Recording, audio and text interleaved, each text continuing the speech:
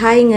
நாளைக்கு ஈவினிங் வந்து எங்களுக்கு ரிசப்ஷன். நாளான்னைக்கு காலைல வந்து கல்யாணங்க. என்னடா வளர்றேன் அப்படின்னு பார்க்குறீங்களா? போன வருஷம் இந்நேரம் அப்படி தான் நடந்துச்சு. பந்தக்கால் வச்சு சொந்தக்காரவங்கள கூப்பிட்டு ரொம்ப தடல் புடலாக சீக்கிரமாகவே எல்லாமே முடிஞ்ச மாதிரி ஒரு ஃபீல் ஆகிடுச்சு. நாளான்னைக்கு வந்தால் எங்களுக்கு வந்து 1 இயர் ஆகிடுச்சுங்க கல்யாணம் ஆகி. ரொம்ப வந்து எதிர்பார்க்காம எல்லாமே ஸ்பீடாக போன மாதிரி எனக்கு ஒரு ஃபீல். எங்கள் 2 பேருக்குமே அப்படி தான். இன்னும் கொஞ்சம் பிளான் பண்ணியிருக்கலாம், இன்னும் கொஞ்சம் அப்படி பண்ணியிருக்கலாம், இப்படி பண்ணியிருக்கலாம் அப்படின்னு அந்த யோசனை எல்லாமே எங்களுக்கு இப்போ தான் வருது.